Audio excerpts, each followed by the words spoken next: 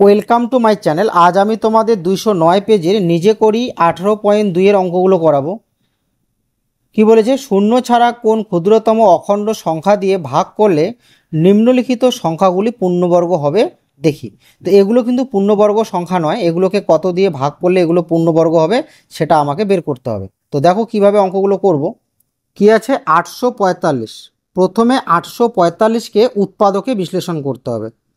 তাহলে 845কে উৎপাদকে বিশ্লেষণ করতে হবে, 5 দিয়ে যাবে, 5 × 5 থাকবে কত, 3 আর 4 34। তাহলে 5 × 6 30, থাকলো 4 আর 5 45, 5 লং 45। তারপর কী হবে, 13 × 13, মানে 13কে 13 দিয়ে গুণ করলে 169। তাহলে 845কে উৎপাদকে বিশ্লেষণ করে কী কী পেলাম, 5 একটা, 13 দুটো। তো দেখো এখানে কিন্তু 5 সংখ্যাটি জোড়ায় নেই, এখানে কিন্তু 13 সংখ্যাটি জোড়ায় আছে, জোড় সংখ্যায় আছে, কিন্তু 5 সংখ্যাটি কিন্তু জোড় সংখ্যায় নেই। তো যে সংখ্যাটা জোড় সংখ্যায় নেই সেই সংখ্যা দিয়ে যদি আমরা এটাকে ভাগ করি তাহলে এটা কী হবে, একটা পূর্ণবর্গ সংখ্যা হবে। তাহলে কিভাবে লিখবো, দেখো লিখবো 5 মৌলিক সংখ্যাটি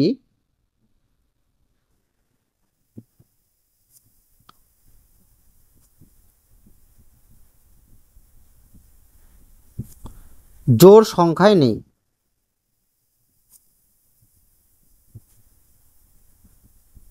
জোড় সংখ্যায় নেই, তাই 845কে 5 দিয়ে ভাগ করলে ভাগফল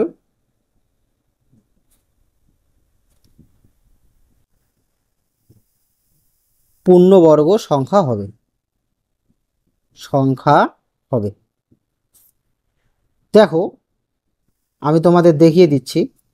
এই 845কে যদি আমরা 5 দিয়ে ভাগ করি তাহলে কত পাবো, 169 পাবো, তাই না? তো 169-এর বর্গমূল কত, 169-এর বর্গমূল হচ্ছে কত, 13 পাবো। বুঝতে পারলে?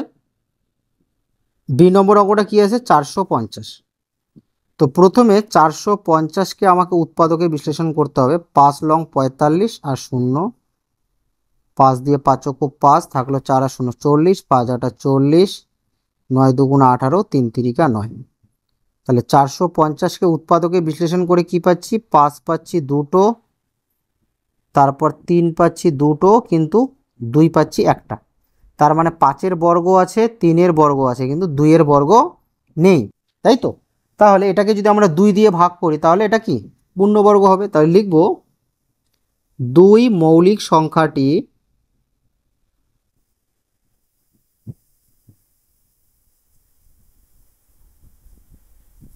জোড় সংখ্যায় নেই।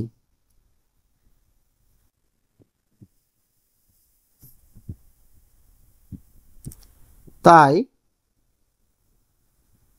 450কে 2 দিয়ে ভাগ করলে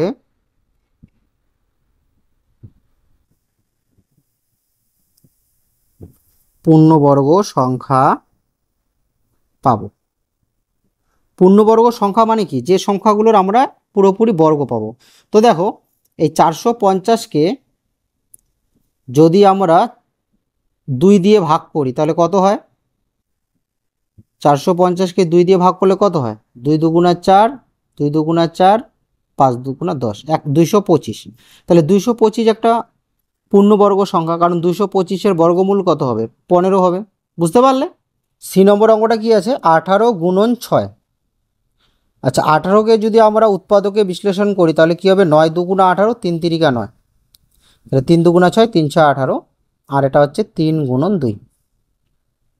তারপর কি আছে, 2 দুটো আছে, তাহলে 2-এর বর্গ, 3 দুটো, 3-এর বর্গ, কিন্তু এই 3টা কিন্তু বেজোড় আছে, তাই না? বিজোড় সংখ্যায় আছে, এর জোড়া নেই। তো লিখব যে 3 মৌলিক সংখ্যাটি জোড় সংখ্যায় নেই, জোড় সংখ্যায় নেই। তাই 18 গুণন 6-কে 3 দিয়ে ভাগ করলে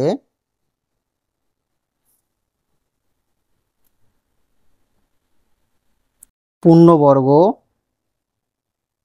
সংখ্যা পাবো। তাহলে 18 গুণন 6-কে যদি 3 দিয়ে ভাগ করো তাহলে কত হবে? 2 18 36। তাহলে 36-এর বর্গমূল কত? 36-এর বর্গমূল হবে তোমার 6, তাই না? তো 36 কি একটা পূর্ণবর্গ সংখ্যা। পূর্ণবর্গ সংখ্যা কাকে বলে? যে সংখ্যার পুরোপুরি আমরা একটা কি পাই? বর্গমূল পাই, সেই সংখ্যাটা হচ্ছে পূর্ণবর্গ সংখ্যা। ডি নম্বর অঙ্কটা কি আছে? 25 ইন্টু 35। তাহলে 25 হচ্ছে তোমার 5 গুণন 5, 35 হচ্ছে তোমার 5 7 35। তো এই 5-এর জোড়া আছে, কিন্তু এই 5 আর 7-এর কিন্তু জোড়া নেই, তাই তো? তাহলে লিখব যে 5 ও 7 মৌলিক সংখ্যা দুটি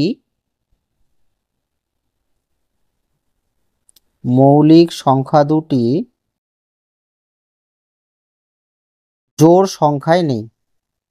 জোড় সংখ্যায় নেই।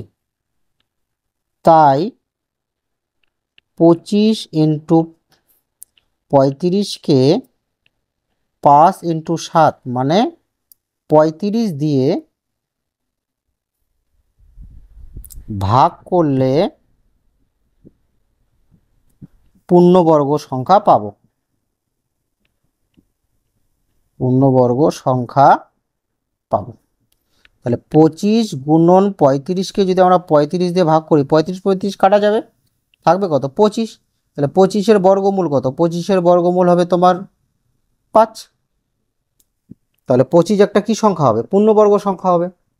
2-এর অঙ্কগুলো কি বলেছে? শূন্য ছাড়া কোন ক্ষুদ্রতম অখণ্ড সংখ্যা দিয়ে গুণ করলে নিম্নলিখিত সংখ্যাগুলি পূর্ণবর্গ হবে। এর আগে বলেছে ভাগ করলে, এবার বলেছে গুণ করলে।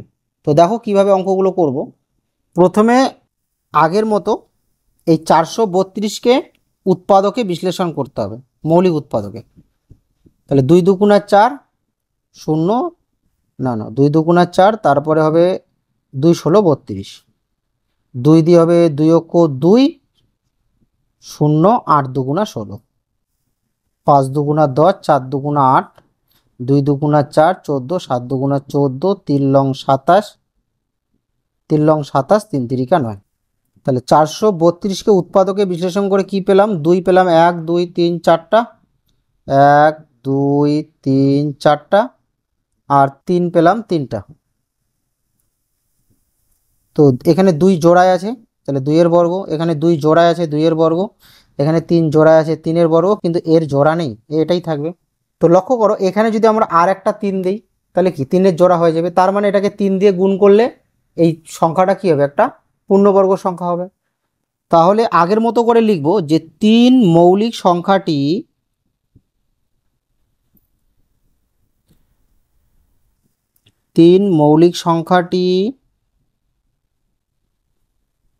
জোড় সংখ্যায় নেই।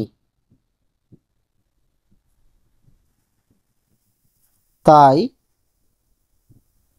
432-কে 3 দিয়ে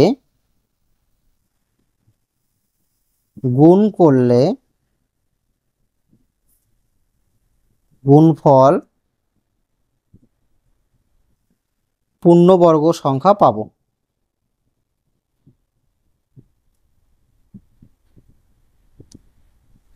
বি নম্বর অঙ্কটা কি আছে? 588।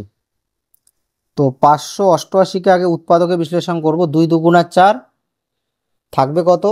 1 আর 8 18, 9 2 18, আর 4 2 8।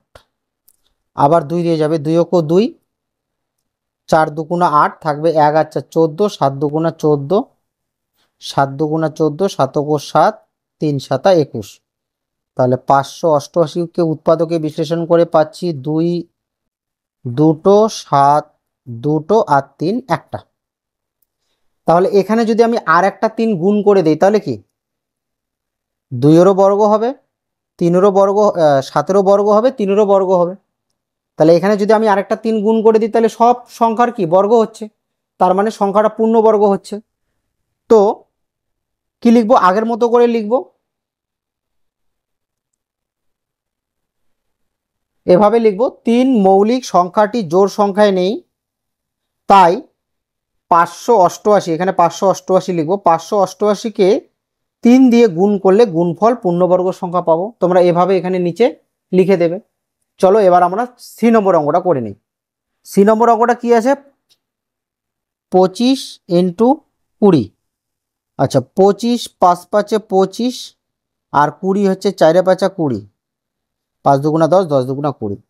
তাহলে এখানে 5-এর বর্গ, 2-এর বর্গ, কিন্তু এই 5-এর কিন্তু জোড়াটা নেই, এরা জোড়ায় আছে কিন্তু এ জোড়ায় নেই। তাহলে এখানে যদি আমি আরেকটা 5 দিয়ে দিই তাহলে কি 5-এরও বর্গ হয়ে যাচ্ছে, তার মানে কি সংখ্যাটা পূর্ণবর্গ হয়ে যাবে। তাহলে কিভাবে লিখব, এখানে আমরা লিখব যে 5 মৌলিক সংখ্যাটি জোড় সংখ্যায় নেই, তাই কত, এটা 25 ইন্টু 20, 25 ইন্টু 20কে 5 দিয়ে গুণ করলে গুণফল পূর্ণবর্গ সংখ্যা পাবো। তোমরা এভাবে লিখে দেবে। ডি নম্বর অঙ্কটা কি আছে, 24 ইন্টু 28। 24 2 12 24, 6 দুগুণা 12, 3 দুগুণা 6, 2 গুণন 2 গুণন 2 গুণন 3, আর 28 হচ্ছে তোমার 4 7 28। তো তোমরা সবসময় কিন্তু মৌলিক উৎপাদকে বিশ্লেষণ করবে, 2-এর বর্গ, তারপর এই 2 আর এই 2 মিলে 2-এর বর্গ, তারপরে লক্ষ্য করো এখানে 3 7 আর এই 2-এর কিন্তু জোড়া নেই। তাহলে আমি কিভাবে লিখব, লিখব যে 3 7 ও 2 মৌলিক সংখ্যাগুলি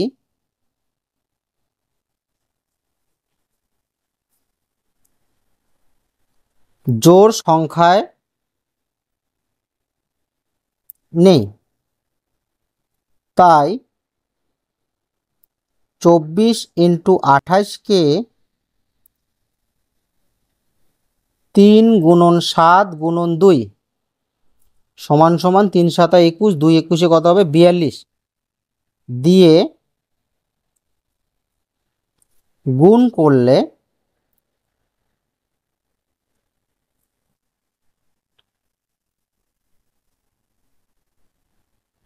গুণফল পূর্ণবর্গ সংখ্যা হবে।